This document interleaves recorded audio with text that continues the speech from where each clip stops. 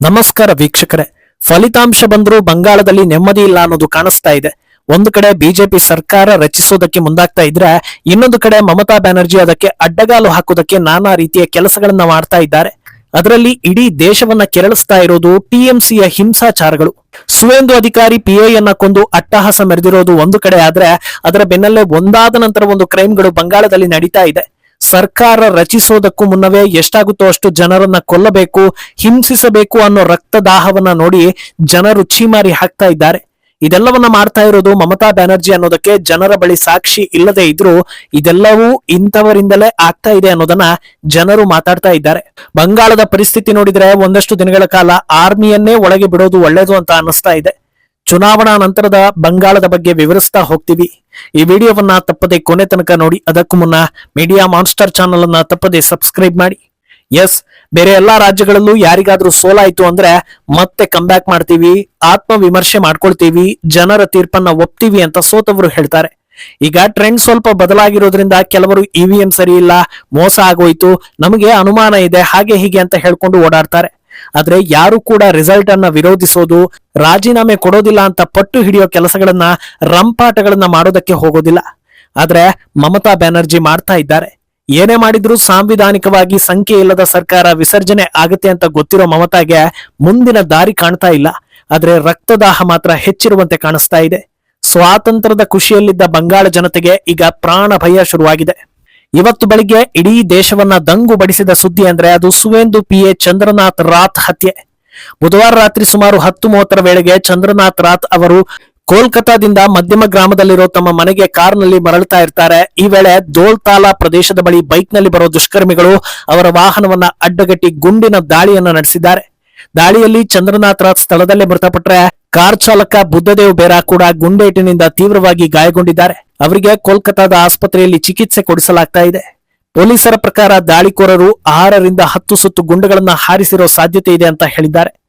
ಆರೋಪಿಗಳು ಹೆಲ್ಮೆಟ್ ಧರಿಸಿದರ ಜೊತೆಗೆ ನಕಲಿ ನಂಬರ್ ಪ್ಲೇಟ್ ಹೊಂದಿದ್ದ ಬೈಕ್ ನನ್ನ ಬಳಸಿದ್ರು ಅಂತ ಹೇಳಲಾಗ್ತಾ ಇದೆ. ದಾಳಿಯಲ್ಲಿ ಆರೋಪಿಗಳು ಅತ್ಯಾಧುನಿಕ ಬಂದೂಕುಗಳನ್ನ ಬಳಸಿದ್ದಾರೆ. ಸ್ಥಳದಲ್ಲಿ ಜೀವಂತ ಗುಂಡುಗಳನ್ನ ವಶಪಡಿಸಿಕೊಳ್ಳಲಾಗಿದೆ. ಪ್ರಾಥಮಿಕ ವರದಿ ಪ್ರಕಾರ ದುಷ್ಕರ್ಮಿಗಳು ಗ್ಲಾಕ್ 47X ಮಾದರಿಯ ಆಧುನಿಕ ಪಿಸ್ತೂಲ್ಗಳನ್ನ ಬಳಸಿರಬಹುದು ಅನ್ನೋ ಅನುಮಾನ ಬಂದಿದೆ. ಇದರ ಬೆನ್ನಲ್ಲೇ ಬಿಜೆಪಿ ನಾಯಕರು ಆಕ್ರೋಶ ಹೊರಹಾಕಿದ್ದಾರೆ. ಈ ಸಂಬಂಧ ಪ್ರತಿಕ್ರಿಯಿಸಿರೋ ಸುವೇಂದು, ಇದು ಸೋಲಿನ ಹತಾಶೆಗೆ ಮಮತಾ ನಡೆಸಿರೋ ಕೃತ್ಯ ಅನ್ನೋದನ್ನ ಹೇಳಿದ್ದಾರೆ. ಪಕ್ಷವೂ ಹೀನಾಯವಾಗಿ ಸೋತು ತಾವು ಸೋತಿದ್ದನ್ನ ಮಮತಾ ಕೈಯಲ್ಲಿ ಸಹಿಸಿಕೊಳ್ಳೋದಕ್ಕೆ ಆಗ್ತಾ ಇಲ್ಲ. ಅದರಿಂದ ಬಿಜೆಪಿ ಕಾರ್ಯಕರ್ತರನ್ನ ಹಾಗೂ ನನ್ನನ್ನ ಟಾರ್ಗೆಟ್ ಮಾಡ್ತಾ ಇದ್ದಾರೆ. ಈ ಹತ್ಯೆ ಹಿಂದೆ ಮಮತಾ ಇರೋದ್ರಲ್ಲಿ ಅನುಮಾನವೇ ಇಲ್ಲ ಅಂತ ಆರೋಪ ಮಾಡಿದ್ದಾರೆ. ಅಲ್ಲದೆ ಈ ಘಟನೆಯಲ್ಲಿ ಗಾಯಗೊಂಡಿರೋ ತಮ್ಮ ಡ್ರೈವರ್ ಚಿಕಿತ್ಸೆಯನ್ನ ಭರಿಸೋದಾಗಿ ಹೇಳಿದ್ದಾರೆ. ಹಾಗೆ ಮುಂದುವರೆದು, ಈ ಹೊತ್ತಲ್ಲಿ ಮಮತಾ ಪದೇ ಪದೇ ತಮ್ಮ ಅಳಿಯ ಅಭಿಷೇಕ್ ಬ್ಯಾನರ್ಜಿ ಜೊತೆ ಮೀಟಿಂಗ್ ಮಾಡ್ತಾ ಇರೋದು ಬಹಳ ಅನುಮಾನಗಳಿಗೆ ದಾರಿ ಮಾಡಿಕೊಡ್ತಾ ಇದೆ. ಇದೆಲ್ಲವನ್ನ ನೋಡ್ತಾ ಇದ್ರೆ ಪ್ರಮಾಣ ವಚನ ಸ್ವೀಕಾರಕ್ಕೂ ಮುನ್ನ ದೊಡ್ಡದಾಗಿ ಏನಾದ್ರೂ ವಿಧ್ವಂಸಕ ಕೃತ್ಯವನ್ನ ಎಸಗೋ ಪ್ಲಾನ್ ಇದೆಯಾ ಅನ್ನೋ ರೀತಿಯ ಅನುಮಾನಗಳು ವ್ಯಕ್ತವಾಗ್ತಾ ಇದೆ ಅನ್ನೋ ಆತಂಕವನ್ನ ವ್ಯಕ್ತಪಡಿಸಿದ್ದಾರೆ. ಇನ್ನೊಂದೆಡೆ ಮೃತ ಚಂದ್ರನಾಥ್ ಮನೆಯಲ್ಲಿ ಶೋಕ ಮಡುಗಟ್ಟಿದೆ. ಮಗನನ್ನ ಕಳೆದುಕೊಂಡು ಅಳ್ತಾ ಇರೋ ತಾಯಿ ಈ ಕೃತ್ಯ ಎಸಗಿದವರಿಗೆ ಜೀವನ ಪರ್ಯಂತ ಜೈಲು ಶಿಕ್ಷೆ ಕೊಡಿ ಅಂತ ಅಂಗಲಾಚಿ ಬೇಡಿಕೊಂಡಿದ್ದಾರೆ. ಹಾಗೆ ಈ ದೌರ್ಜನ್ಯದ ಕುರಿತು ಮಾತನಾಡಿರೋ ಅವರು, ಇದೆಲ್ಲವೂ ಬಿಜೆಪಿ ಗೆದ್ದಿರೋದಕ್ಕೆ ಆಗ್ತಾ ಇರೋದು. ನಮ್ಮ ಸ್ಟೇಟ್ ಪ್ರೆಸಿಡೆಂಟ್ ಹಾಗೂ ನಾಯಕರು ರಾಜ್ಯದಲ್ಲಿ ಕಾನೂನು ಸುವ್ಯವಸ್ಥೆ ಕಾಪಾಡೋದಕ್ಕೆ ಮನವಿ ಮಾಡ್ತಾ ಇದ್ದಾರೆ. ಎಲೆಕ್ಷನ್ಗೂ ಮುಂಚೆನೆ ಟಿಎಂಸಿ ಗೂಂಡಾಗಳು ವಾರ್ನಿಂಗ್ ಕೊಟ್ಟಿದ್ರು, ಮೇ 4ರ ನಂತರ ದೆಹಲಿಯಿಂದ ಯಾರೇ ಬಂದ್ರು ನಿಮ್ಮನ್ನ ಕಾಪಾಡೋದಕ್ಕೆ ಆಗೋದಿಲ್ಲ ಅಂತ. ಅವರು ಯಾವ ಅರ್ಥದಲ್ಲಿ ಹೇಳಿದ್ರು ಅನ್ನೋದು ಈಗ ಕ್ಲಿಯರ್ ಆಗ್ತಾ ಇದೆ. ಒಬ್ಬೊಬ್ಬರನ್ನೇ ಬಲಿ ಪಡೆಯೋದಕ್ಕೆ ಶುರು ಮಾಡಿದ್ದಾರೆ. ಒಂದು ವೇಳೆ ನನ್ನ ಮಗ ಯಾವ್ದಾದ್ರೂ ಆಕ್ಸಿಡೆಂಟ್ ನಲ್ಲಿ ಮೃತಪಟ್ಟಿದ್ರೆ ನನಗೆ ಇಷ್ಟೊಂದು ದುಃಖ ಆಗ್ತಾ ಇರಲಿಲ್ಲ, ಆದ್ರೆ ಕೊಂದಿದ್ದಾರೆ. ಸುವೇಂದು ಅಧಿಕಾರಿ ಮಮತಾ ಬ್ಯಾನರ್ಜಿಯನ್ನ ಸೋಲಿಸಿದಾಗಿನಿಂದ ನಮ್ಮ ಕುಟುಂಬಕ್ಕೆ ಪ್ರಾಣಕಂಟಕ ಶುರುವಾಗಿದೆ. ಒಂದಲ್ಲ ಒಂದು ಸಮಸ್ಯೆ ನಡೀತಾನೆ ಇದೆ ಅಂತ ಮಾಧ್ಯಮದ ಮುಂದೆ ಅತ್ತಿದ್ದಾರೆ. ಇನ್ನು ನಿನ್ನೆ ರಾತ್ರಿ ಚಂದ್ರನಾಥ್ ಹತ್ಯೆ ನಡೆದ ಕೆಲವೇ ನಿಮಿಷಗಳಲ್ಲಿ ಇನ್ನೊಂದು ಕಡೆ ಕೂಡ ಅಟ್ಯಾಕ್ ಆಗಿದೆ. ಬಂಗಾಳದ ಉತ್ತರ 24 ಪರಗಣ ಜಿಲ್ಲೆಯ ಪಾಣಿಹಾತಿ ವಾರ್ಡ್ ನಂಬರ್ 2ರಲ್ಲಿ ದುಷ್ಕರ್ಮಿಗಳು ಅಟ್ಟಹಾಸ ಮೆರೆದಿದ್ದಾರೆ. ಬಿಜೆಪಿ ಕಾರ್ಯಕರ್ತರು ಇದ್ದ ಗುಂಪಿನ ಮೇಲೆ ಕಚ್ಚಾ ಬಾಂಬ್ ಎಸೆದಿದ್ದಾರೆ. ಈ ಘಟನೆಯಲ್ಲಿ ಸುಮಾರು 5 ಕಾರ್ಯಕರ್ತರಿಗೆ ಗಾಯಗಳಾಗಿದ್ದು ಆರ್ಜಿಕರ್ ಆಸ್ಪತ್ರೆಗೆ ದಾಖಲಿಸಿ ಚಿಕಿತ್ಸೆಯನ್ನ ಕೊಡಿಸಲಾಗ್ತಾ ಇದೆ. ಅಂದ್ಹಾಗೆ ಈ ಬಾಂಬ್ ಗುರಿಯಾಗಿಸಿದ್ದು ಎಲ್ಲಿ ಅಂದ್ರೆ ಅದು ಆರ್ಜಿಕರ್ ಕಾಲೇಜ್ ಕೇಸ್ನಲ್ಲಿ ಮೃತಪಟ್ಟ ಯುವತಿ ಮನೆಗೆ. ಆಕೆ ಸಾವಿಗೆ ನ್ಯಾಯ ಸಿಕ್ಲಿಲ್ಲ. ಕೊನೆಗೆ ಬಿಜೆಪಿ ಆಕೆ ತಾಯಿಗೆ ಟಿಕೆಟ್ ಕೊಟ್ಟು ಗೆಲ್ಲಿಸಿಕೊಂಡು ಬಂದ್ರು. ಈ ಹೊಟ್ಟೆ ಕಿಚ್ಚಿಗೆ ಅಟ್ಯಾಕ್ ನಡೆದಿದೆ ಅನ್ನೋ ಅನುಮಾನಗಳು ವ್ಯಕ್ತವಾಗ್ತಾ ಇದೆ.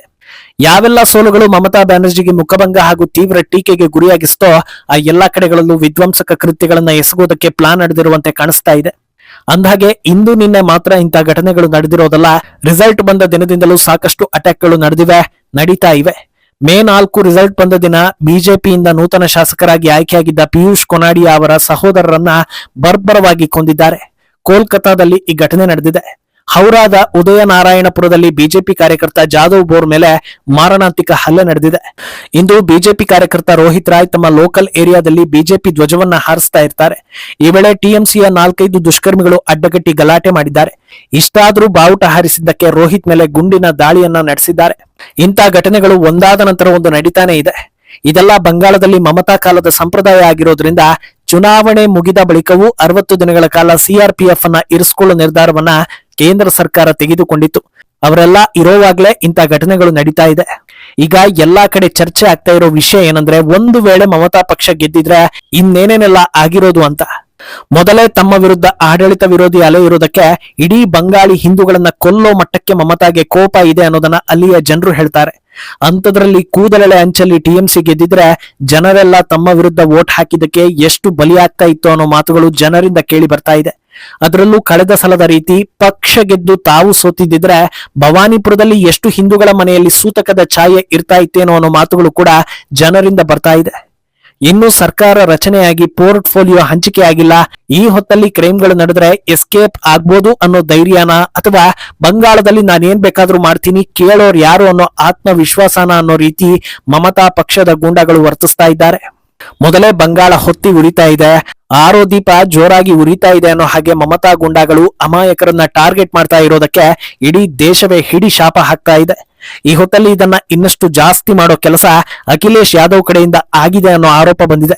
ರಿಸಲ್ಟ್ಗೂ ಮುನ್ನ ದೀದಿನೇ ಮತ್ತೆ ಗೆಲ್ಲೋದು, ದೀದಿಯನ್ನ ಸೋಲಿಸೋದಕ್ಕೆ ಯಾರಿಂದಲೂ ಸಾಧ್ಯವಿಲ್ಲ ಅಂತ ಹೇಳಿದ್ದ ಅಖಿಲೇಶ್ಗೆ ಈಗ ಮುಖಭಂಗ ಆಗಿದೆ.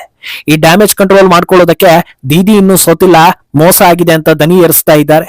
ಇವತ್ತು ಮಮತಾ ಮನೆಗೆ ಹೋಗಿ ಶಾಲು ಹಾಕಿ ನೀವೇ ಗೆದ್ದಿರೋದು, ನಾವು ನಿಮ್ಮ ಬೆಂಬಲಕ್ಕೆ ನಿಲ್ತೀವಿ ಅಂತ ಹೇಳಿಕೆ ಕೊಟ್ಟಿದ್ದಾರೆ.